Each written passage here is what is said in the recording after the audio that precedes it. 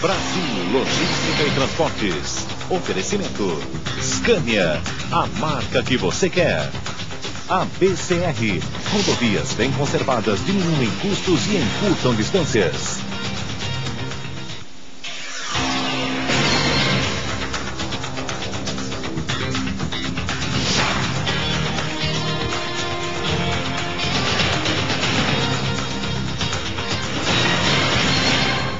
Boa noite!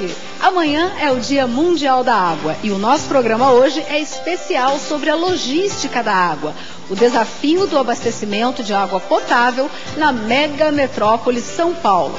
Nós estamos agora no showroom Estação Sabesp, um espaço de demonstração das atividades e serviços prestados pela Companhia de Saneamento Básico do Estado de São Paulo.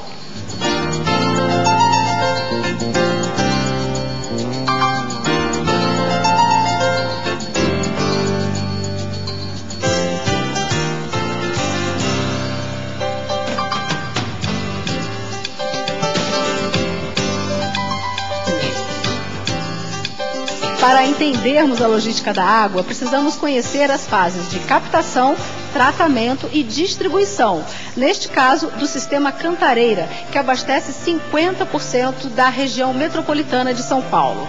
Vamos dar um pulinho, então, à estação de tratamento de águas Guaraú, que fica localizado na Serra da Cantareira. Esta é a ETA Guaraú, a estação de tratamento da água que abastece a região metropolitana de São Paulo. A água que chega aqui é tratada para atender cerca de 9 milhões de habitantes. Mas antes de chegar aqui, ela percorre quase 100 quilômetros e nós vamos saber onde começa a captação dessa água. Quem vai nos contar é o Edgar Nardini, que é químico, gerente da divisão do Sistema Guaraú. Edgar, onde começa a brotar essa água? Ela vem da região, principalmente da região de Minas Gerais, né? Maior volume, passa por um conjunto de 5 represas. E por que se foi buscar esta água tão longe assim, a 100 quilômetros? Então, infelizmente ou felizmente, né, do ponto de vista, né, os nossos bandeirantes, eles decidiram fazer aqui em São Paulo, né? Só que São Paulo é uma área muito pobre de água, né? E com exceção do nosso Tietê, que está meio fraquinho, né? Ele não tem aí essa quantidade. E o povo, né, 17, 20 milhões de pessoas aí, precisa de água para as suas necessidades. E essa região toda aqui já está explorada nas suas pequenas quantidades. E nós precisamos de muita água, né? São 33 mil litros de água por segundo, né? Então, onde está essa água? Está lá naquele rio, no Jaguari, no Jacareí, e os rios fazendo lá a sua vidinha, né? Aí chegam a Sabesp e fala, vamos barrar isso daqui, inundar, desalojar algumas cidades, né, construindo outras, para guardar essa água. Então foram construídas 5 represas, né? Jaguari, Jacareí, Cachoeira, Atibainha, Paiva Castro.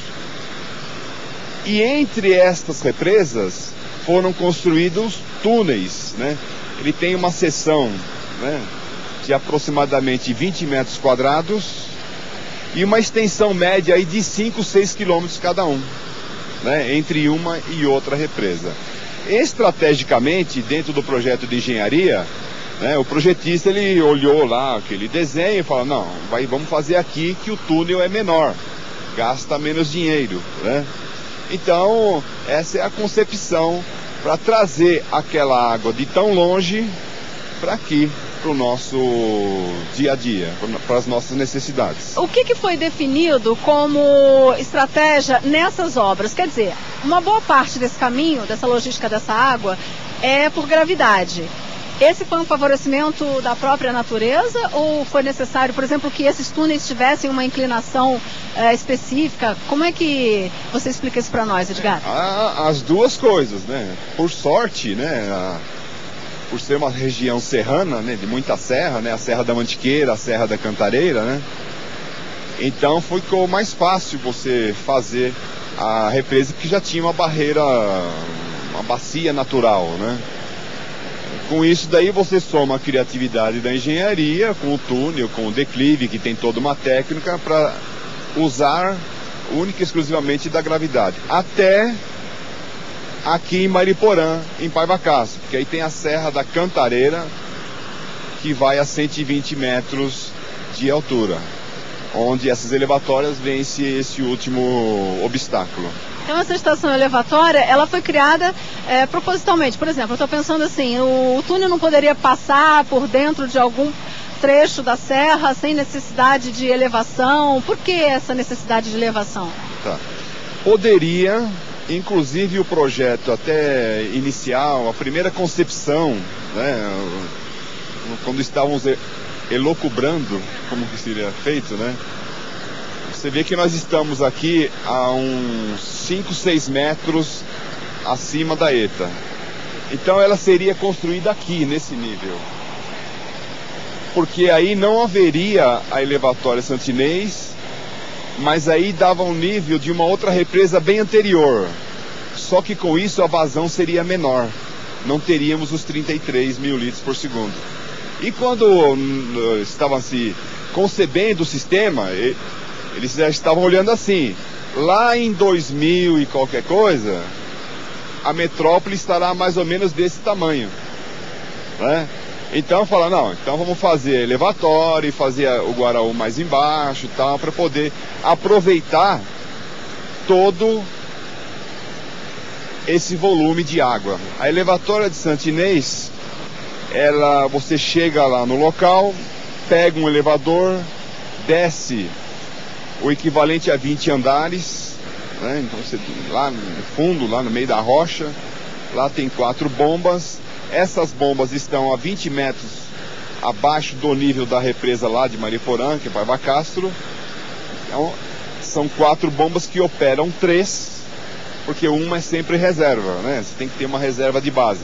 Porque quando você faz a manutenção, você não vai diminuir o abastecimento da cidade.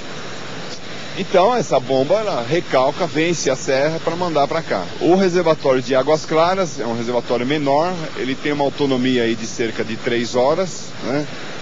Que é o tempo estimado suficiente para algum problema que ocorra na elevatória Santinês, alguma das bombas, alguma coisa assim,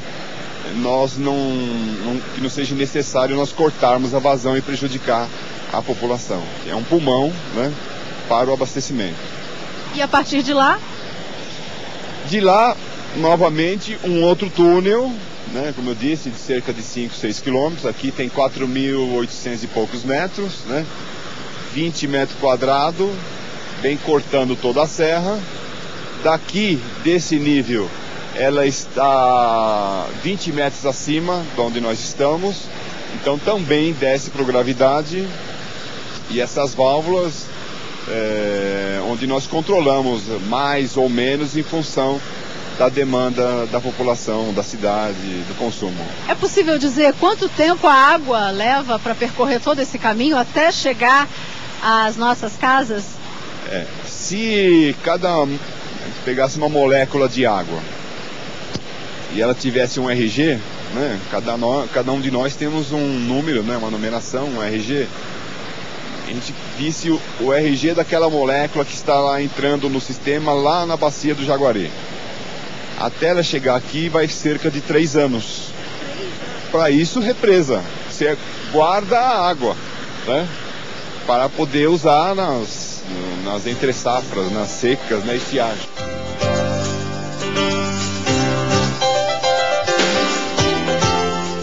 Agora que nós já entendemos a logística da captação da água até chegar aqui, nós vamos saber como é a logística do tratamento da água até chegar aí, na sua casa, no próximo bloco.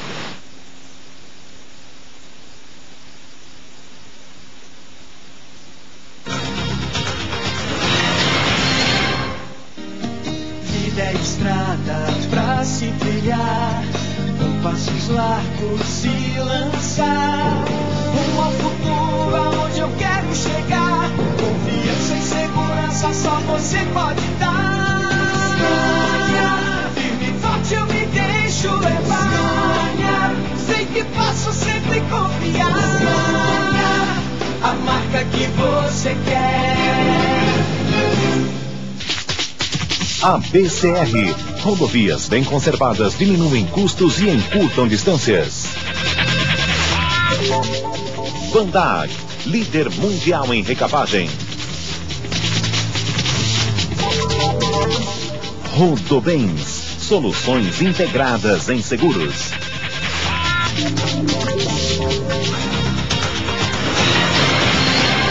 Este é o nosso especial A Logística da Água, que desvenda um pouco do desafio do abastecimento de uma grande metrópole como São Paulo. E como você pode ver, falando de água, chove. Chove bastante aqui no ETA Guaraú, onde nós estamos conversando com o Edgar Nardini, que é químico e gerente de divisão do sistema, desse sistema aqui.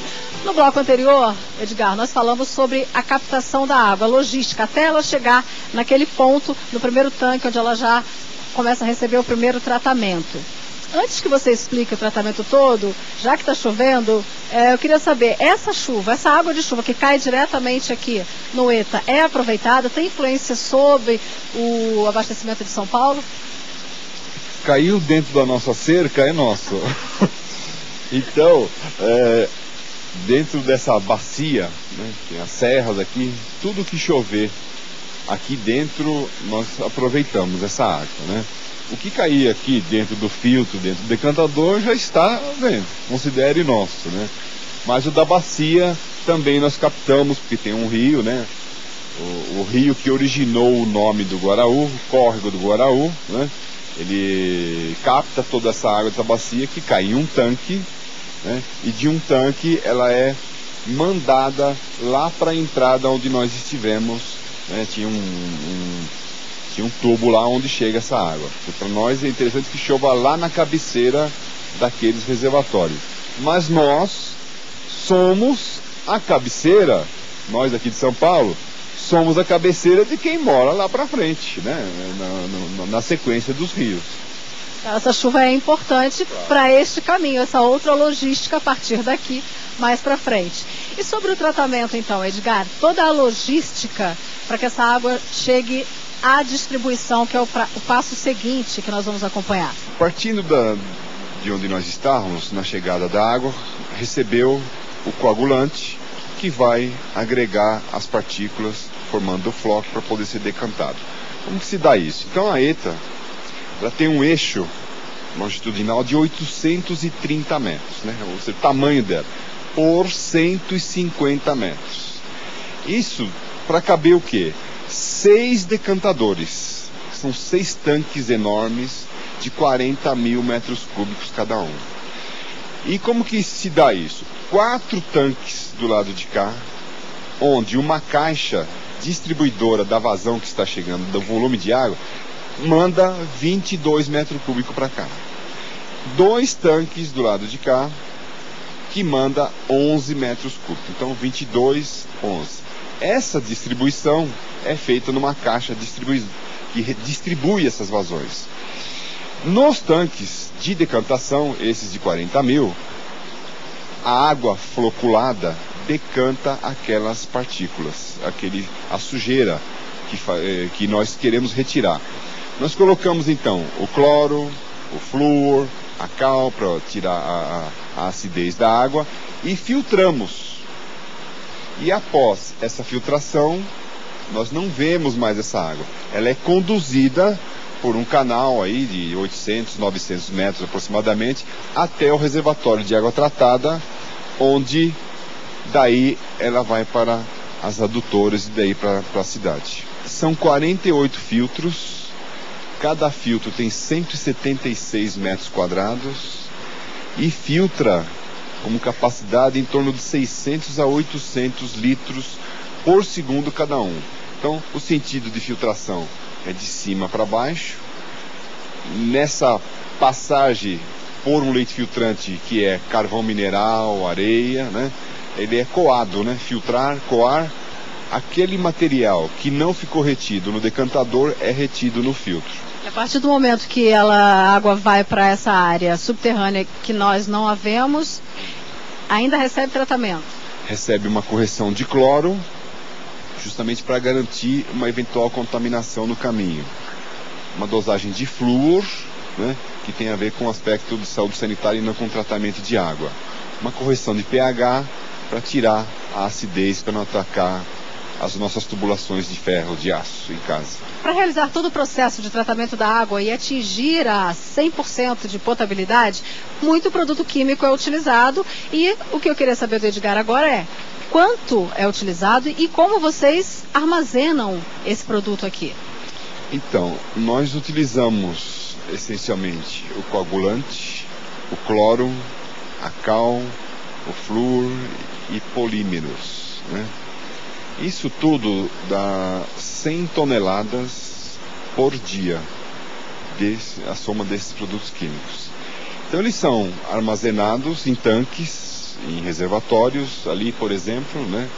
Tem aquele tanque, os tanques de sulfato de alumínio, inclusive tem 2 carretas ali que trouxeram coagulante, né? Que está descarregando para o nosso armazenamento. Esse armazenamento, ele é suficiente para alguns dias, 1 semana, 2 semanas, 3 semanas, né? E como que é feito isso? Nós, diariamente, informamos uma área nossa de suprimentos que tem o contrato com os fabricantes, né? O fabricante de cloro, o fabricante da cal, do coagulante. E esse contrato, né? É um contrato assim de 6 meses, de alguns meses, e ele faz esse contato com o fornecedor para você me manda tantas toneladas para o Guaraú. Você me manda amanhã, tal hora, tantas toneladas para o Alto Tietê. E nisso ele faz esse controle dos nossos estoques, de forma a que não ficamos sem e não fique transbordando.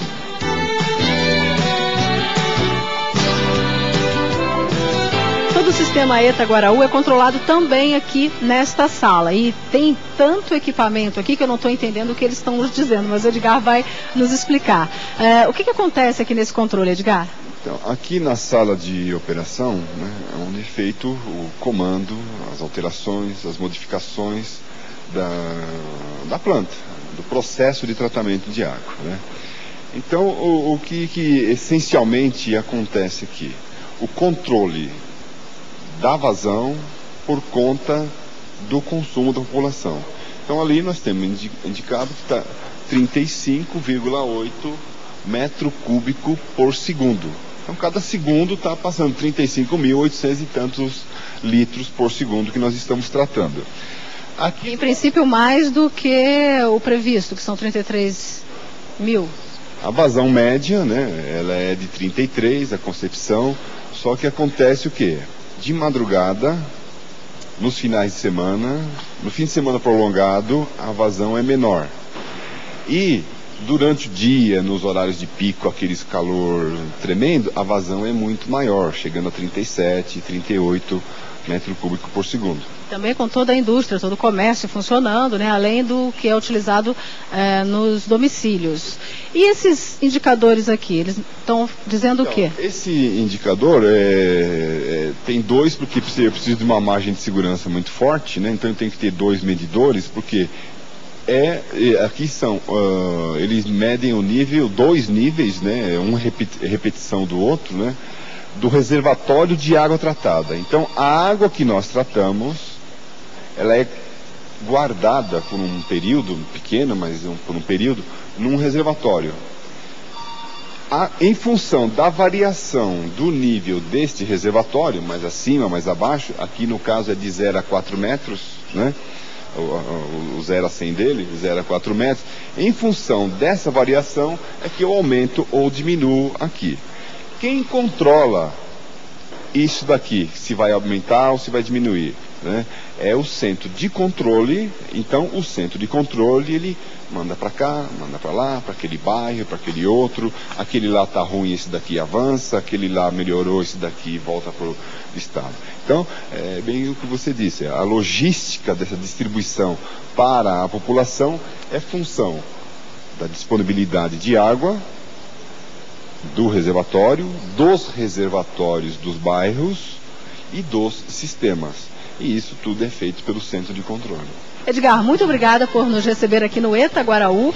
Pudemos compreender a logística de captação, de tratamento da água, e no próximo bloco nós vamos saber como é feita a distribuição, a logística de toda essa água para chegar aí na sua casa.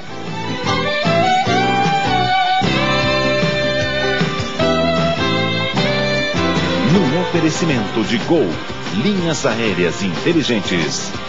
DHL, líder em transporte expresso e logística. Segundo a teoria de administração estratégica, um país ele pode se organizar naturalmente em função das variáveis da sua evolução, ou então, mais modernamente, nós podemos imaginar que é possível você planejar, anteceder os fatos na medida em que vão ocorrendo as necessidades e as mudanças, que hoje são muito maiores do que foram no século XIX e no século XX. Ocorre que no aspecto da logística, da infraestrutura, nós temos aqui no Brasil a formação de alguns polos logísticos, entre aspas, que foram surgindo ao longo do tempo. Naturalmente em função, por exemplo, de um porto, em função de uma estrada, mas, na verdade, o que nós analisamos em termos de polo logístico, eu vou citar apenas um que pode ser uma decorrência de um planejamento estratégico moderno, é o polo logístico de São José dos Campos, no estado de São Paulo. Por quê? Porque está em vias de ser privatizado o Porto de São Sebastião. Porque nós temos uma rodovia, a Via Dutra, e o complexo Ayrton Senna Carvalho Pinto, que também está em vias de ser privatizado. Nós temos a duplicação da rodovia dos Tamoios, que dá acesso ao Porto de São Sebastião. Nós temos o aeroporto de São José dos Campos, com uma infraestrutura já vocacionada, dependendo da velocidade que tiver. Haverá ali também um aeroporto indústria. Então, é um complexo digno de ser planejado como um polo logístico. Inclusive, esse tema será debatido agora no próximo mês de maio, num evento já tradicional, já realizado talvez aí há 5 anos, denominado Lojas Vale, que é justamente para debater, criar ambiente para que a logística seja debatida de maneira sistêmica. O Lojas Vale vai ocorrer agora no próximo mês de maio, e exatamente com essa finalidade, discutir a formação de polo logístico de acordo com o futuro e não com o passado. Por hoje é só, boa noite e até a próxima semana.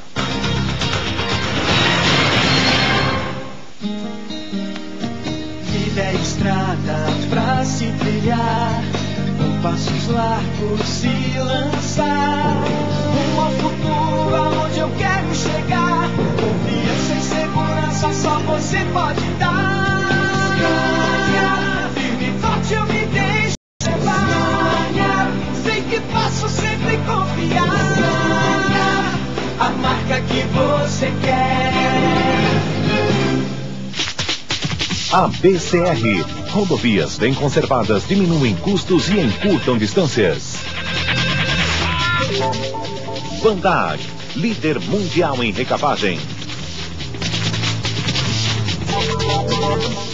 Rodobens, soluções integradas em seguros.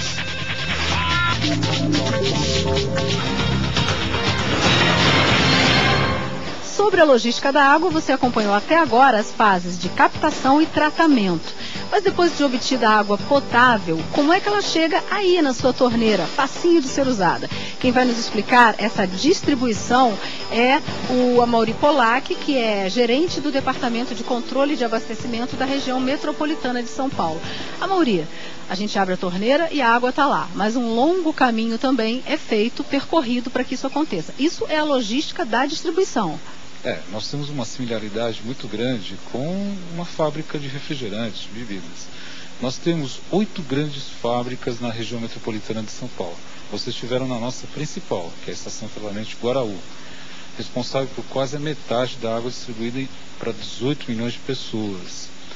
Nós temos as outras 7 estações de tratamento, que são as outras 7 fábricas, que nós temos a responsabilidade aqui, nesse centro de controle, de retirar a água produzida e entregar a 153 centros de distribuição, que são os nossos reservatórios, que ficam espalhados em toda a região metropolitana, nas cidades e nos bairros da cidade de São Paulo.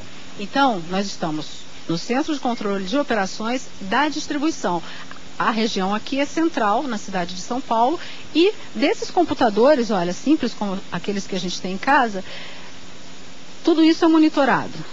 Isso, é um sistema bastante complexo e que funciona há 25 anos, né? E com um excelente resultado para a população.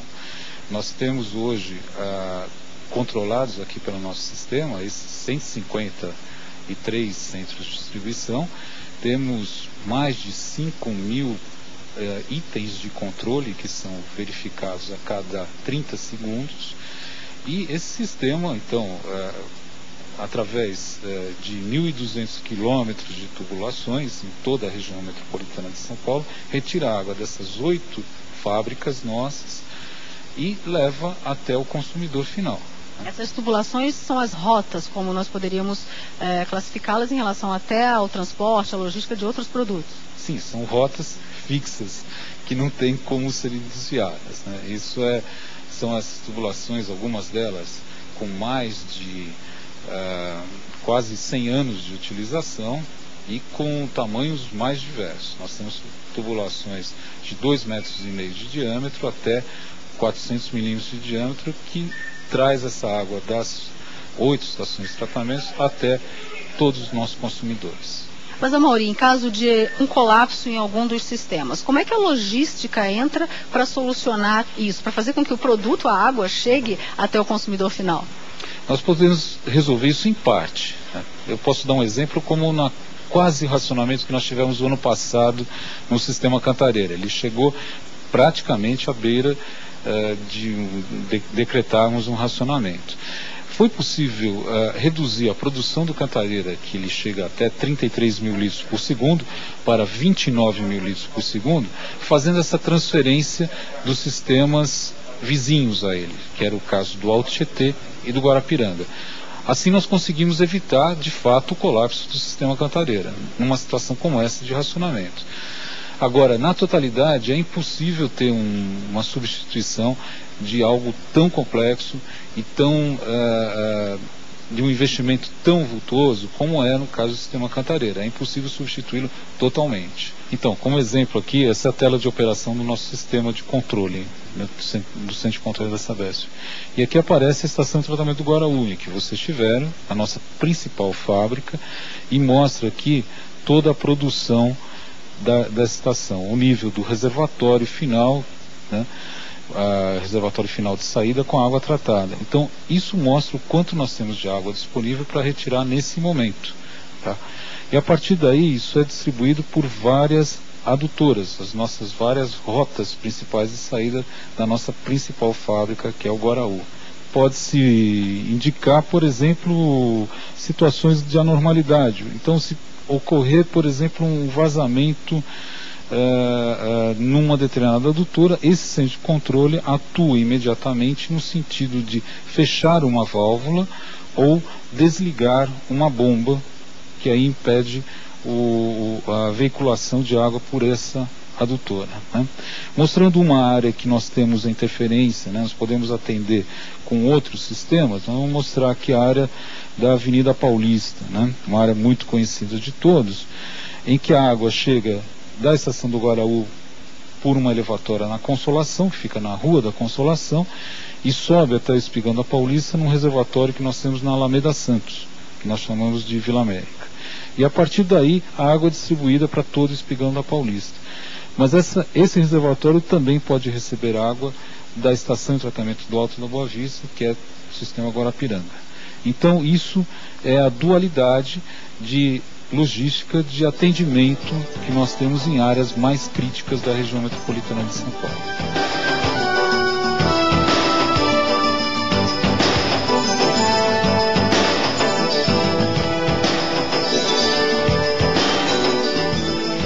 maravilhosa a logística da água, não é? Usando como exemplo o sistema Cantareira, nós podemos compreender como é feito o abastecimento em nossas casas. Você pode também dar a sua opinião sobre esse programa falando com a gente pelo e-mail tv@bltweb.com.br. E não se esqueça, amanhã é o Dia Mundial da Água. Vale lembrar que de toda a água existente no planeta, apenas 3% são de água doce. E deste volume, 1% apenas é próprio para o consumo humano. Então ponha em prática todas aquelas dicas que você já conhece para a racionalização do uso da água e garanta mais água para o futuro.